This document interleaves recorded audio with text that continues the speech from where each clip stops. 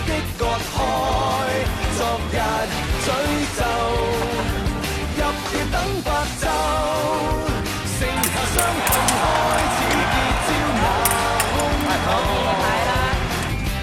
城外快要變作困獸鬥，人人尋仇赤腳走。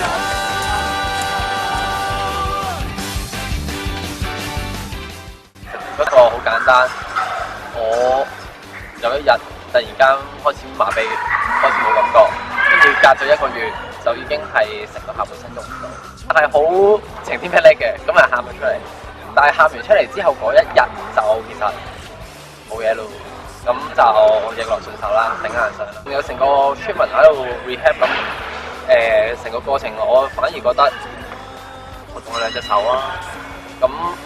可能啫，又唔使死，死咗乜都冇喎。你仲生存，咁你起碼仲有機會啊！你係響醫院都住咗一段頗長嘅時間，約莫幾耐？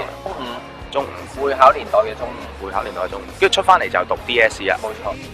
少麟咧，佢係其中一個我哋個輪椅供應商介紹俾我哋嘅，佢話有個細路都幾醒目嘅，俾佢試下好唔好？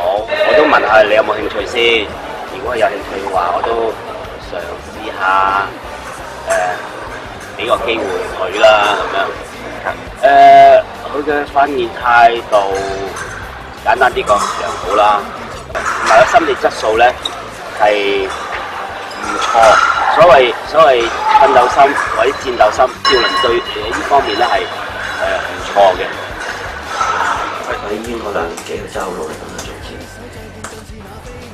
佢又爭取翻嚟讀書，一翻到嚟最初又話其實好易攰啊，咁就即係有啲適應嘅問題，得佢係好認真，即係可以躲懶㗎嘛，但係條道理躲懶啲老師都會明白啦，咁樣即係好容易。但係我見佢就係可以翻學嘅日子，即係唔可以翻學就係只要佢出咗比賽嗰啲啦。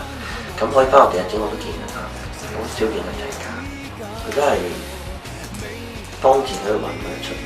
超華教育基金裏面有即係嗰個講法就係即係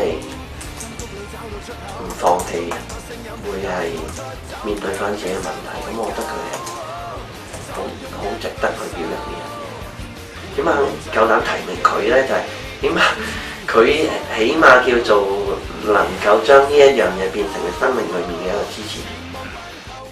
因為我要出去沙田嗰度練習啦，咁我唯一嘅交通工具其實都係港鐵，一來一回其實冇咗3個鐘，心力係疲倦嘅，咁有陣時會係覺得練習都會影響到咯，因為太冇精神。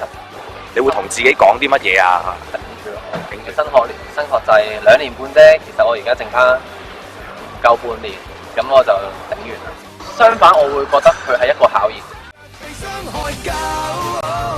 就用一對手，永遠將記憶扣住所求，立定心就夠，全忘關頭不追悔，將這鎖匙